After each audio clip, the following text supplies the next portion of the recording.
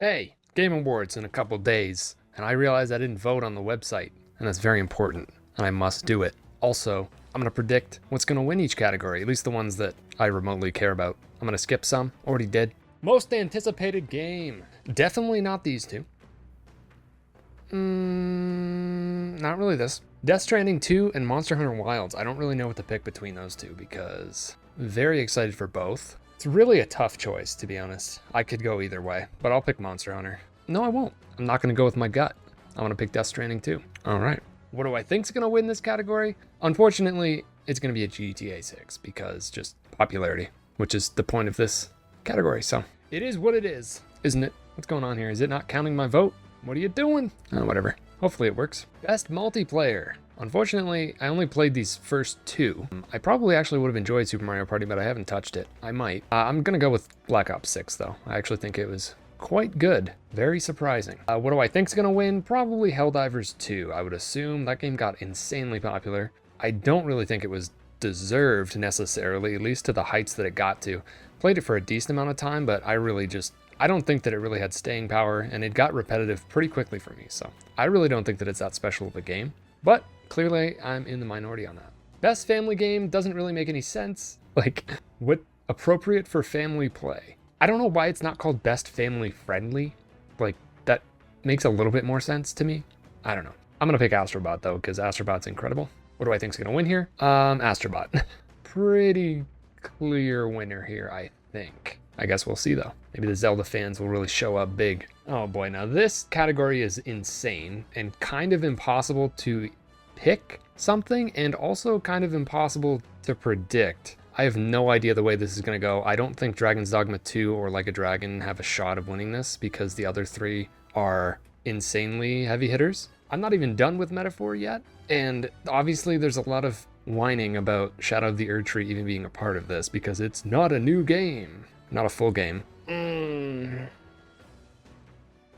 Like, I wish I was done with Metaphor so that I could have a more complete opinion on it. The thing is, to me, I feel like there's so much overlap with Final Fantasy and Metaphor / Persona fans, like myself, that it's gonna split the vote. And I feel like Elden Ring might win, and also, sorry, Shadow of the Erdtree, the sequel to Elden Ring, and I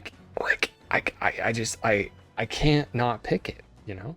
It was just, I couldn't control my hand there. It was magnetized. It's not my fault. Best action adventure. Wow. Okay, this is interesting. So I played Echoes of Wisdom. I played Astrobot.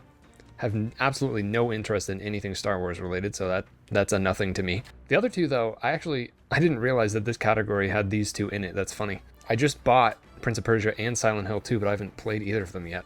Do I think either of them are going to surpass Astrobot for me? Not really. I mean, I'm going to be picking this anyways. They do look great, though.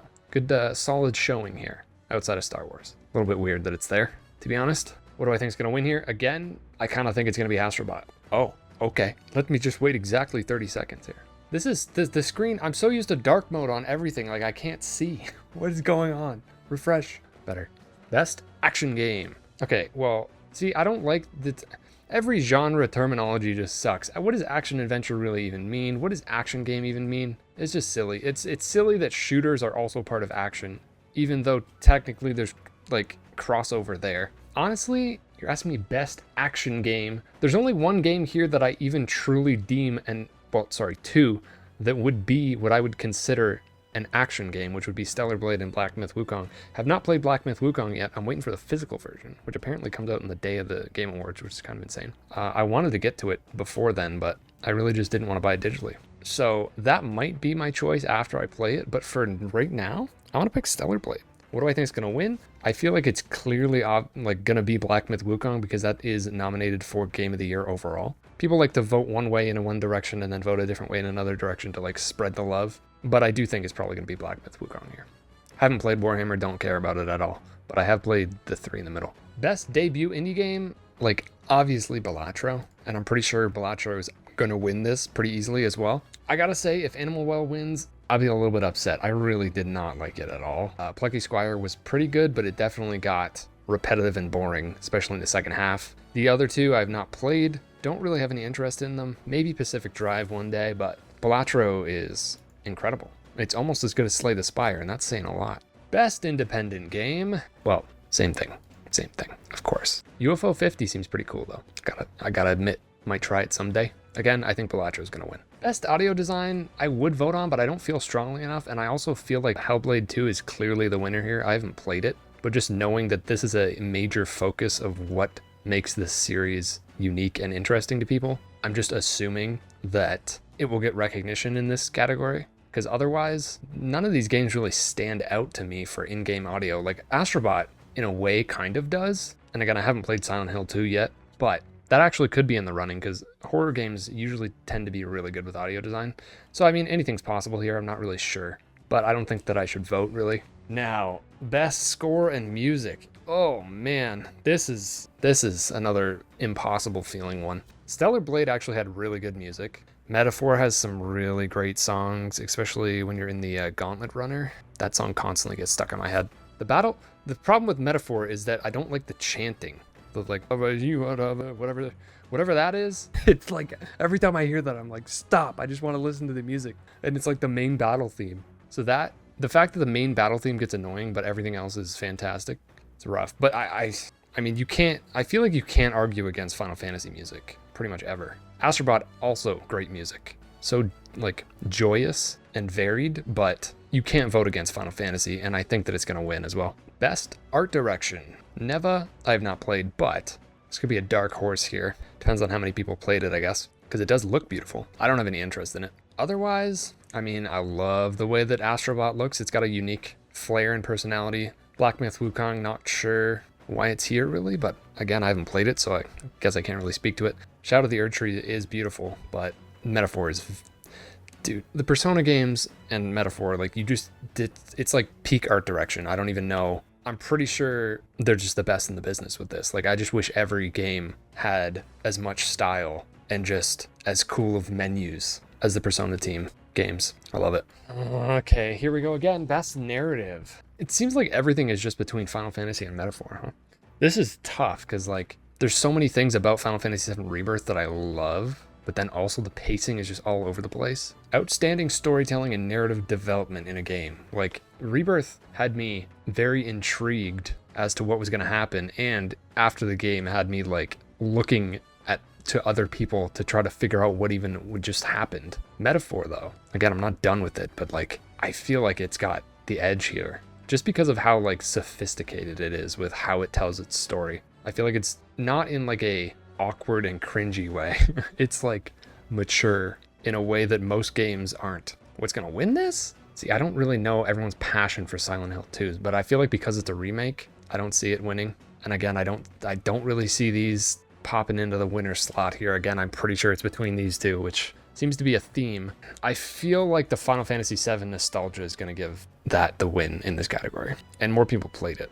So, best game direction, outstanding creative vision and innovation in game direction and design. It's literally just the game of the year nominees. This is what happens. It's the same 6 games as the game of the year. So now whatever wins this is not going to win overall. This is like the second place prize. So what's going to get second place is what you're asking me right now. Oh my God. Because usually the same thing is not picked for both, because that just never happens. People want to, again, spread the love. I don't know, man.